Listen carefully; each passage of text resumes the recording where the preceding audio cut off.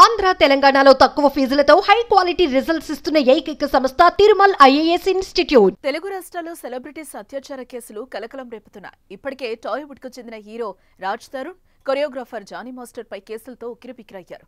Johnny master ఇంకా జైల్లోనే ఉన్నారు. ఇటీవల యూట్యూబర్ హర్ష సాయిపై ఓ నటి ఫిర్యాదు చేసింది.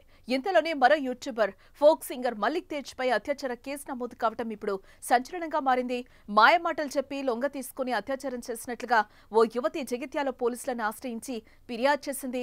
బ్లాక్మెయిల్ చేస్తూ పలుమార్లు అత్యాచారం చేశాడని, తరచూ ఫోన్ చేసి వేధిస్తున్నాడని ఫిర్యాదులో పేర్కొంది.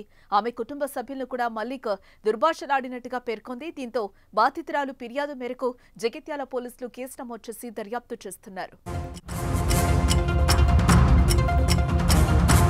యూట్యూబ్ లో మల్లిక్ తేజ్ కూడా పాపులారిటీ పర్సనే. Folk songs writer Suddala Mallik Teja ఎన్నో సూపర్ హిట్ సాంగ్స్ కు రచనలు చేశాడు. ఆయన పాటలు కోట్లాది వ్యూస్ ని సంపాదించుకున్నాయి. తెలంగాణ ఫోక్ సింగర్ గా ఆయనకు చాలా మంది అభిమానులు కూడా ఉన్నారు. బాధిత యువతికి మల్లిక్ తేజ్ సింగర్ గా అవకాశం ఇచ్చాడు. వీరి కాంబినేషన్ లో అనేక ఫోక్ సాంగ్స్ సూపర్ హిట్ సాధించాయి. దుబాయ్ వంటి ఇతర దేశాల్లోనూ ఈవెంట్స్ నిర్వహించారు. అయితే ఆమెనే తాజాగా అతడిపై యువతి ఫిర్యాదు చేయడం చర్చనీయాంశమవుతోంది.